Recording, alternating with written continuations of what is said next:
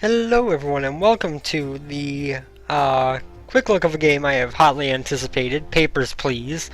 This was a game developed by Lucas Pope. If you are unaware of what it is, it did have a free beta earlier in the year, which kind of skyrocketed its Greenlight campaign to success. Essentially, Papers, Please is a simulation of being a border patrol guard who is checking the paperwork of people trying to enter the country and trying to ensure that it all holds up to the standards passed down to him that it's supposed to. So, in terms of the gameplay, it will kind of jump in very fast and furious. I will try to explain it as we go along. In general, I don't think I've actually heard anyone say that they dislike this game. It's very kind of hard to describe, really, because on the one hand, it's a game where you are doing something incredibly realistic, doing something incredibly, like, monotonous in a way, but at the same time, the game turns it into something engaging, fun, and the storyline in the story mode is very much worth it from what was seen in the beta. I haven't really gotten past that point yet because I haven't played the full version yet, but the story that was already there by the time we got to the end of the beta was quite good to begin with. So let's go ahead and jump in here. We'll go into the story. We will start a new file on day 1. So now each day that we go through, congratulations. The October labor lottery is complete. Your name was pulled. For immediate placement, report to the Ministry of Admission of Greston Border Checkpoint. An apartment will be provided for you and your family in East Greston. Expect a Class 8 dwelling. Glory to our Statska. So, we are going to be very shortly jumping into the gameplay. As mentioned, I really don't think I have seen anyone who has actually disliked this game. It is very fun and it really engages you and draws you into the game's world. So, when we start up the game here, it'll be November 23rd, 1982. It is a good thing to remember that date. Inspector, welcome to your new stab passport entry visa and return documents to enter.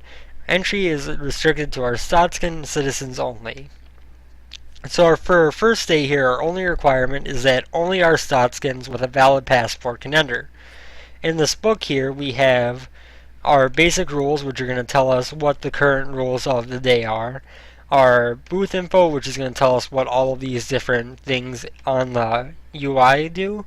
And our regional map, which is going to let us look at issuing cities of passports for different countries, as well as districts, which will be important, obviously, in determining if the passport is real. So let's go ahead and open up for the day, and we will get our first person to kind of saunter forward. Whoops. Oh, nope, there we go. And then we have to click next here. There we go. So now this person saunters forward, and they come up here. So we have to pull their passport over here, check if they are from our Statska, if they have a valid issuing city, and if their picture looks like them. If it does, we will come over here and stamp this visa as accepted. And once we do, we give it back to them, and they are allowed to enter. There we go. And so they move on. We call the next person. And here we have this dude who is from Impor. Now, if you remember, only our Stotskan citizens may enter, so someone from Impor would be unable to enter, so we have to deny it without even looking at any other data. So, we can call the next person, and this is what makes up the gameplay for the main chunk of Papers, Please. I know it looks kind of strange. Once again, we have someone from Republia who is not allowed to enter because they are not our Stotskan. And we will give that back to them and say that they can enter. So, one thing that you have to remember when you're doing this is that if you mess up, you do get a penalty. The first mess up, you don't actually get penalized for. Another Republia one. So, this is another denial. But the, what was I looking for here? The way that the game works, you are trying to build up money for each person that you process. So not only is the speed at which you process people important, but also is the accuracy, because if you are inaccurate and approve people who shouldn't be approved or deny people who shouldn't be denied, whoops, I clicked off the screen there. Sorry about that. We might as well click this box off just in case it comes up. I don't think it will in the course of this video, but just in case.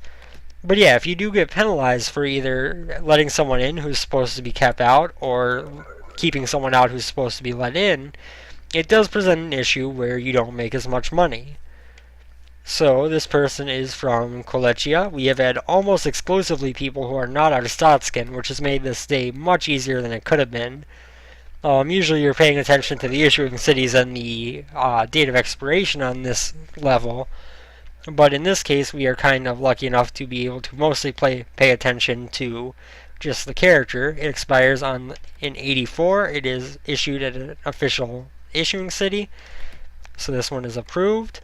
We can give that to him and call our next person before time runs out. And also I decided to turn off the webcam, trying to keep the visual aesthetic of Papers, Please uninterrupted. Orvich Vinor, which is a correct city, it was expired in 1983, which is next year, and so he is good to go. And the ministry will let you know if you make a mistake by way of giving you a citation. So now, given the fact that we have made it through the day, we made $45 in salary, and we had $30 in savings. So now we have to allocate our resources between rent, food, and heat. If we turn off the heat, for example, we'll save more money, and we'll have more money for future days, but our wife, son, mother-in-law, or uncle might get sick. Similarly with food, they might get hungry and die. So the second half of this game, part of what makes it so engaging, is this overall metagame where you're not only trying to pass the day-by-day gameplay, but also trying to pass through keeping your family alive as long as possible. So we are going to sleep and enter into day 2, where we are now allowed to accept foreigners. So now it is November 24th, 1982. Important to remember the date once again. And we will call someone up, which is we just have to make sure that all passport information is correct. And that's about all. We can also question them, which we will show off if need be. So this is from Antigria, which is over here. Its issuing city is St. Marmero. Its expiration date is in the future. And the picture looks like her, so we will go ahead and stamp this as accepted. Oop, missed giving it to her. So now she has been allowed to enter, the first non-Arstotzkan contender. That is a big deal, I'm going to say, in this game. Part of the fun of this is making up your own decisions on what is important about the way things are going. 1982-11-19, that expired just a few days ago, unfortunately. It's really upsetting for this poor person from Antigria. I didn't even question it because I forgot that we needed to do that. But we'll show that off next time we have one that's wrong. Regional map, we want to go to Republia, where Bostan is definitely an issuing city. 1983 is still valid. We will stamp this as approved. There are certain story moments that are going to happen as you go through each day. The story mode is scripted. It's not randomized what events happen when. But, oh, invalid gender. I didn't even notice that. Okay, well, your first citation doesn't actually cost you anything, so it's not the worst thing. This is 1984, Arstotzka, Peradizna. I don't think that's actually a valid city. Oh, it is. And this is a male. The picture looks similar. And 1984. And you're starting to see how much you have to keep in your mind. You know, the one that slipped by me was because I didn't think to check the gender, which is, of course, something that should be very simple to check that I completely forgot about. Now we get this mustache man who has a very different portrait than what he looks like. We are going to call attention to that real quick. And we are going to interrogate him. This does not look like you. I do not know what to say. It is me. Well, I can't really deny him if he is saying it is him. I believe, is Haihan an official city for Impor? I should probably check that before I go ahead and allow him. Haihan, yes. So we will approve this. We have no way to argue, really, that his picture is not accurate if he says it is. So we're going to keep trying to do non-matching photo. I questioned him for that. So apparently, even though he said that it was him, I needed to deny him, which is a good thing to remember.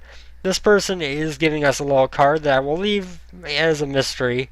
As I saw in another look at this game, you can figure out what that is for yourself when you play the game. I do want to say that I highly recommend this game. It is very much worth the purchase, in my opinion. It's a game that's unlike any other, really. That's going to keep you very much interested in wondering what's going to happen next. So we got regional map. We need Republia. She is from Lezerandi, 1984. And we have someone hopping the border. And this guy's going to shoot at him. And he is apparently the worst shot in history because this guy is running right at him and he still missed. And now he lobs a grenade while that guy misses a couple more shots and kills someone. And we've had a terrorist attack that didn't end up too well. So day 2 was cut short by a terrorist attack. Progress is saved at the start of each day. Now we've only processed 4 people because the day was cut short, which means we actually don't have enough money to keep the heat on. So we're going to show off one more day of the story mode before I move into the next mode, which is the endless mode that I want to show off a little bit of. I don't know if I finished my train of thought earlier, but the reason why I don't have the face cam is just to keep the aesthetic completely unblocked so you can see everything that's going on.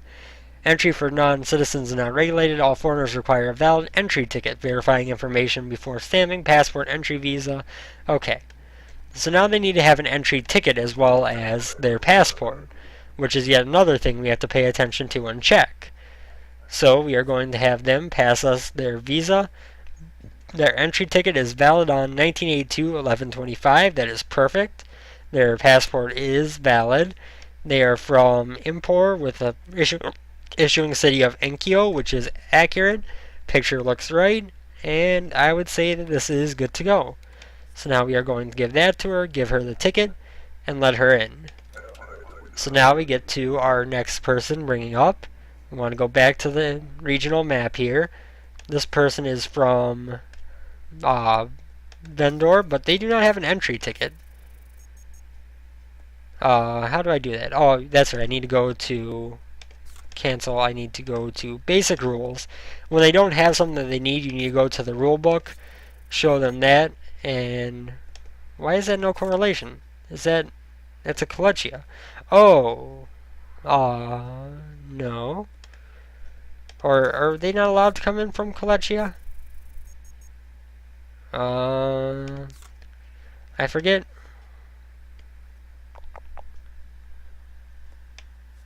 Well, because they don't have an entry ticket. And they don't have... So why isn't it letting me say that there's a discrepancy here? Oh, I need to click there. There we go. Sorry, it's been a while since I played the beta. It's been a while, so I don't really remember necessarily exactly everything.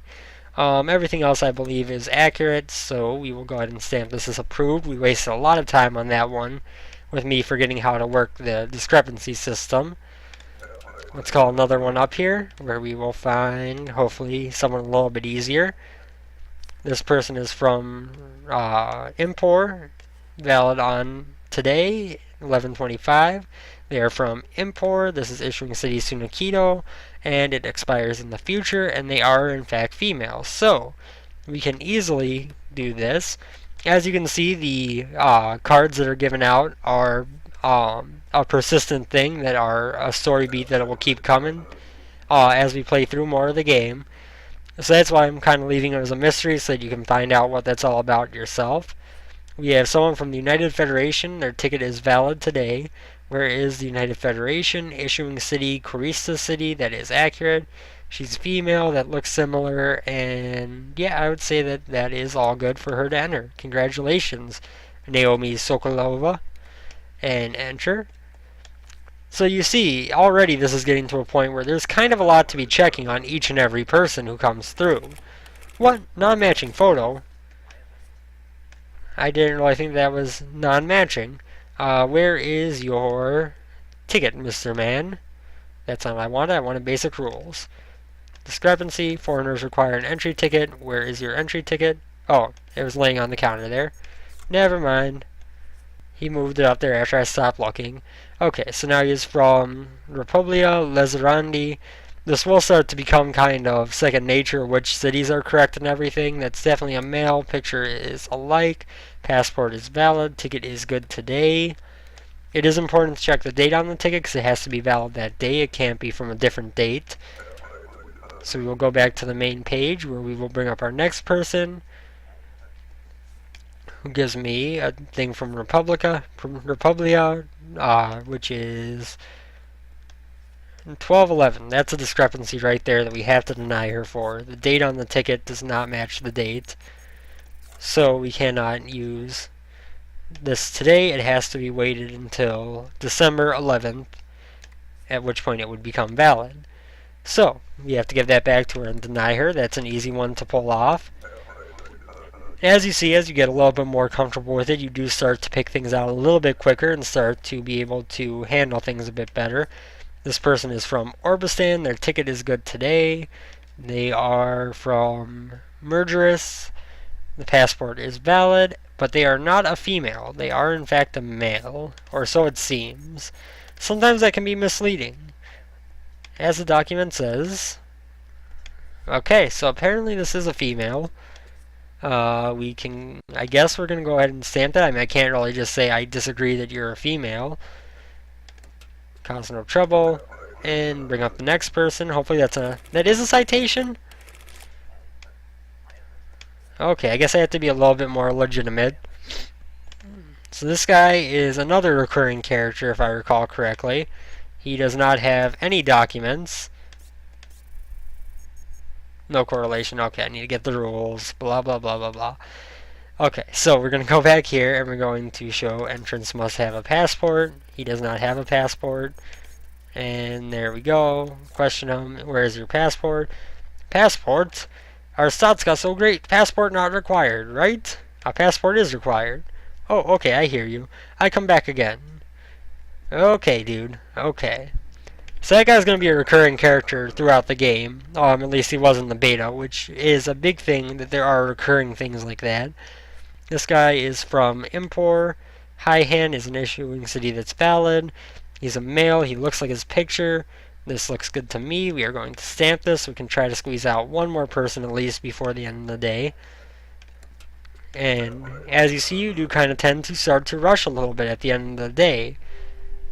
So we do have this last person we can process after the date and after the time is over. Passport is valid. Lezerandi is a valid ticket. Female, picture looks alike. Yep, I'm going to go ahead and say that that is approved. And that should give me one last person process. So there we go. There go 3 days of the story mode of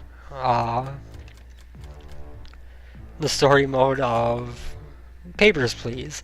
As you can see, we still didn't make enough money to turn on the heat unless we don't eat, which might actually be a viable solution. Everyone is cold, so turning on the heat makes them less likely to get sick, whereas having the food down will make them hungry, but we can switch off a little bit to be able to afford things. So with that, we are going to jump back to the main menu, where I will show off just a little bit of the endless mode here. Oh, you can't actually do that until you've until you've beaten story mode. Okay, I will have to come back to this then to show off the endless mode, because I do not want to show off too much of the story mode, where I don't want to show off too much of the story mode to where you're starting to get some of the bigger moments in the story shown off. So we are going to cut this off here at the moment. This will be back once I unlock endless mode, which honestly, if I play this as much as I kind of expect to tonight, might be as early as tomorrow. We'll see exactly how far I can get and how well I can do in order to try to get that far. But for now, we'll call this video quits, just showing off that little bit there of the story, so you get an idea what Papers, Please is and why it's so much fun. It's very hard to describe, but I hope that watching this and seeing kind of the fact that you could, I think, at least personally, I think you could tell that I was getting into the game. I hope that's enough to kind of give you encouragement to pick this up yourself. It's currently on Steam as well as a few other platforms, which I will link, at least the Humble link and the Steam link in the video description. For now, though, please feel free to go ahead and check that out. I will also link the developer, Lucas Pope's Twitter, in the description. If you enjoy interesting game concepts, Papers, Please is pretty much unmatched in that category, and it's definitely one of the more fun games I've played this year, despite the fact that its actual gameplay may seem at first glance kind of mundane. It gets really engaging and really fun as you go on. So as usual, thank you guys for watching. I hope you enjoyed, and I will see you next time. Later, guys.